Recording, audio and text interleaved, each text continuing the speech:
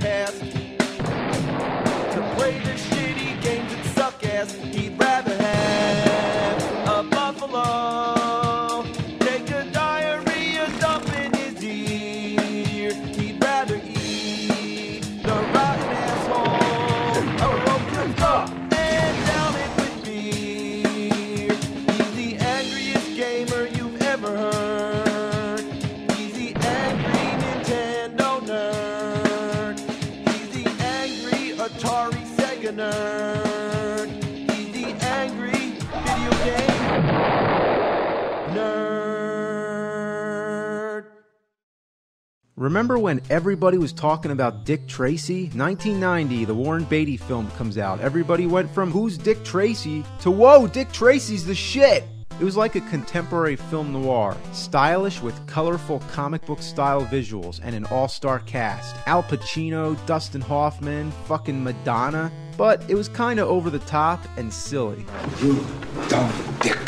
It was alright, but its popularity was short-lived. I think it was just an excuse for the kids to say dick. I guess that's the end of dick. 30 seconds, no more dick. 30 seconds, no more dick. Dumb dick. You know, Dick Van Dyke is in the movie. You think that's enough dicks? Like, seriously, when this movie came out, I never said dick so much before in my life.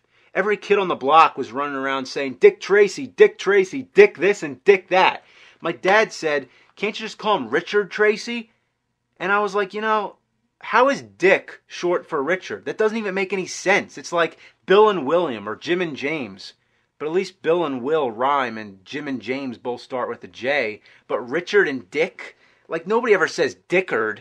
But anyway, I'm going to tell you all about the NES game, and boy, is it an experience. Now, I'm just going to give you my impression of it, and I'm not really going to go all out and, like, dress up like Dickard or anything like that. I already did that for Halloween when I was 10. I got a rock.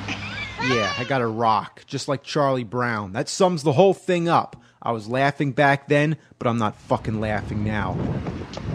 I was so obsessed with Dickard that when the game came out, I was like, oh boy, I gotta play that. Dick Tracy on Nintendo? That's gotta be a treat. There's no way I could let that pass. But it was just a big disappointment, like a rock landing in my trick-or-treat bag. It starts in the police department where you can either hit the streets, look at your notepad, or look at your mugshots. If you look at your notepad, it gives you your first clue right off the bat. There's a fake $20 bill found near Steve the Tramp's flop house. So in order to solve the case, you have to find the other 4 clues. If you go to your mugshots, it'll tell you where you can find all your suspects. Since our only lead is Steve the Tramp, we're gonna go to him.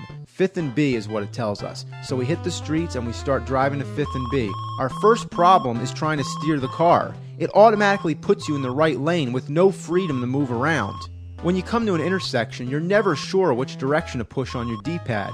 The car sort of like snaps onto the other roads. It's the absolute worst overhead driving control I've ever seen in a game. Yeah, worse than Roger Rabbit.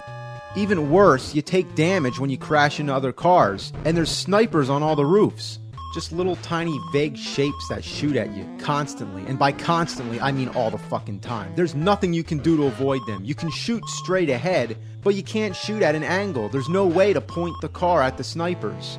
There's no enemies on the road, so your firepower has no purpose whatsoever. The navigation is also dreadful. You'd assume that you count the street numbers, then travel down 5th Street till you hit B, but that only gives you the vague whereabouts.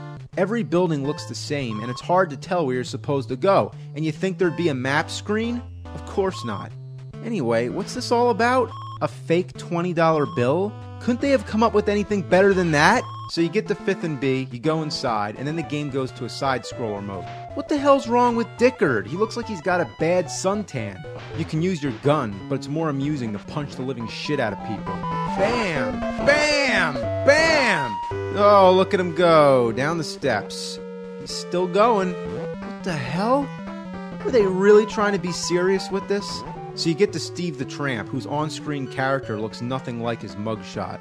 You have the option to interrogate him or arrest him. If you choose to arrest him, you just get scolded by your superior officer and get sent back to the station. But if you interrogate him, he'll give you some information, which basically tells you to go to the 9th and F pier.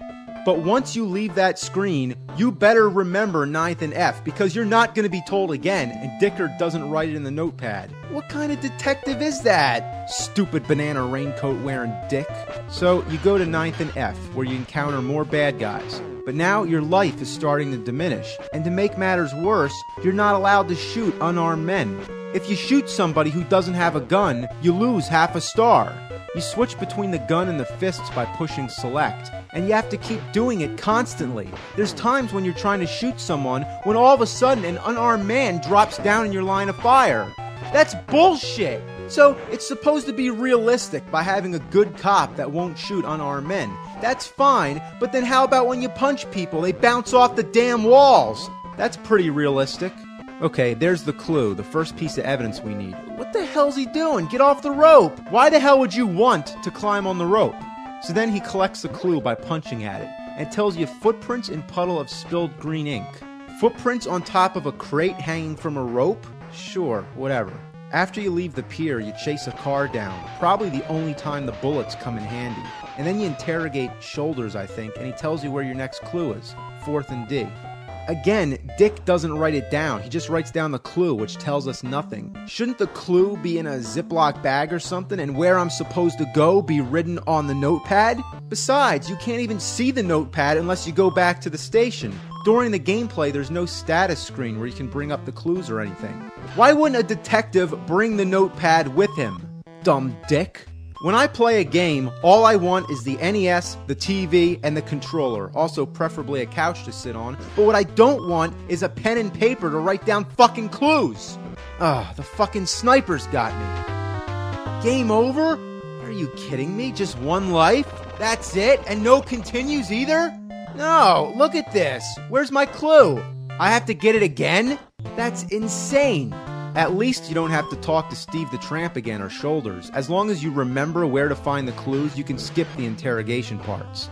So I get the fucking clue again, and then I'm off to get the next one. By the time I get to the second building, my life is already halfway drained from the snipers. Then I go through another barrage of bad guys shooting at me from every conceivable angle. I get to the damn clue, I try jumping at it, but that doesn't work, so I go back onto the ledge. Can I jump on the ladder? Nope. Well, I'm gonna keep going back until I find what I am allowed to jump on. You can never tell what's a platform and what's just part of the background. Alright, so I'm working my way back to the right, jumping on the crate, the platforms, here we go. Oh, what the fuck? Oh, good lord, now I gotta go back again. Here we go, let's try again. Okay, how does this work? If you jump, you just end up on the platform. And you can't jump straight down, that's ridiculous. So my only way is to just slightly... your mother. Fuck. Fuck. Fuck. Fuck! Could they have put this clue in a more unreachable spot? What? I got it? I've been jumping at it for 5 minutes, and then finally I get it? Like, what did I do different? Anyway, this time the clue itself tells us where to go next, first in H. So I'm on my way over. Oh no! I gotta do that shit all over again? Couldn't they give you any extra lives? There's no way you can be expected to find 4 clues without dying. That's impossible. So I'm gonna assume that I don't need to collect all the clues. I just need to figure out which crook I can arrest. So after skipping most of the clues, I was able to find one clue in particular, which pretty much says that Numbers is the culprit. So I look at my mugshots and find that Numbers is hiding out at 8th and J. So I go straight over to 8th and J, and it's swarming with bad guys. Even going into this place with full health, it's hard to survive to the end. It's hard as dick. So I get to Numbers, I arrest him, and then... I need more evidence?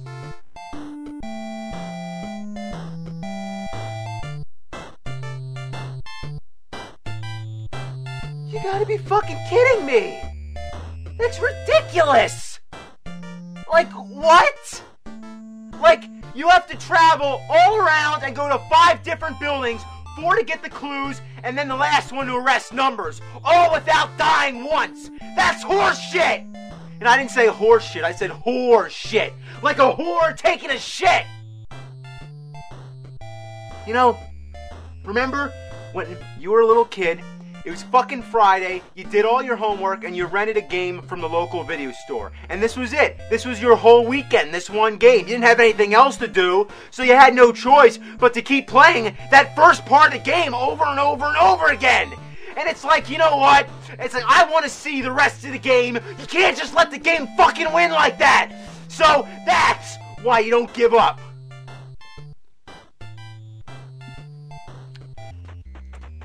I also noticed on the startup screen that there's a continue option where you can put in a code. So apparently the whole thing with the fake money is only the first case. If you can somehow make it through, then you might actually get a code. Alright, getting the clues, Fuck! You know, with some practice, I can get through the fighting parts without getting hit once. But the problem is the fucking snipers! I can't stop getting hit! Driving fast doesn't help, so I'm really gonna take my time here. Fuck! You can't even sneak up on them, they'll just shoot you as soon as you come close. I found out that the only way to kill them is to get out of the car and shoot them. But they're such small targets, and you're never gonna shoot them before they shoot you. You have to stop the car, get out, you end up wasting more time and just delaying the inevitable. They're gonna shoot you. And why does Dick Tracy take damage from the police car anyway? Couldn't it have its own energy meter? Some people have asked, why not just abandon the car and go around on foot? That way you can shoot the snipers faster. Well, guess what? You can't. In order to move to the next screen, you gotta be in the car. You know what also sucks? If by accident you go back into one of the same buildings you've already been in, you can't just go back out. You gotta go through the whole building again just to get to the exit. What a cruel punishment for a simple mistake. This game offers no forgiveness. Sometimes you can't even get into the building unless you park the car the right way. Like if you block the entrance, you try to go in the building, but you end up just going back into the car. Man, could this game get any shittier? Well, I tried really hard, and I've concluded that it's completely impossible to go to all 5 places without dying. I planned the shortest route from each building, since it doesn't matter what order you do as long as you arrest numbers after you've gotten the 4 remaining clues. So my main idea was to spend as little time on the road as possible, but even that, you'll never survive the snipers. It begs the question, are there any health power-ups? And to tell you the truth, I've heard that there is. But I haven't found any, not one. I actually found a heart. Yeah, a fucking heart, but it did absolutely nothing at all. Yeah, a fucking heart that did fucking nothing. So, where the power-ups are, I have no idea, but they're definitely not in any of the main buildings. They're probably in some other obscure building that you wouldn't think to go in anyway, and the roof is probably covered with snipers, which defeats the whole purpose of going there. I have another update. I've been informed countless times that the hearts are the power-ups. So if the hearts are the power-ups, why don't they do anything? Well, here's how it works. You have to select the fucking thing. It's called a first aid kit, and then you use it by pressing B, right? No, it still doesn't do jack shit. You have to hold down select and press B at the same time. But that doesn't work either, because as soon as you press select, it goes to the next item. The trick is that you have to select the item that comes before the first aid and then hold down select, so now the first aid should be selected while you're still holding select. Then you press B and there you go.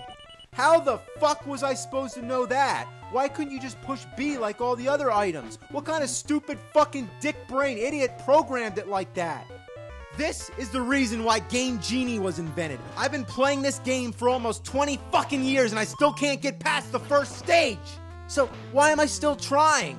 I don't know, I'm just a sucker for Dick Tracy. Sucker for Dick? That didn't sound good.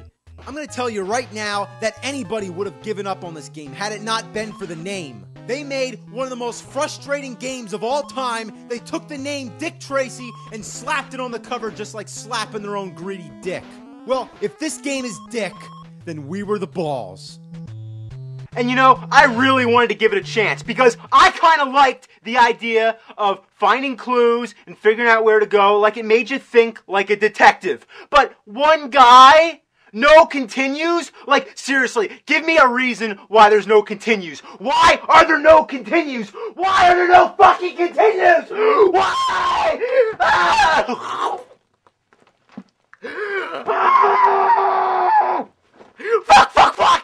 Fuck!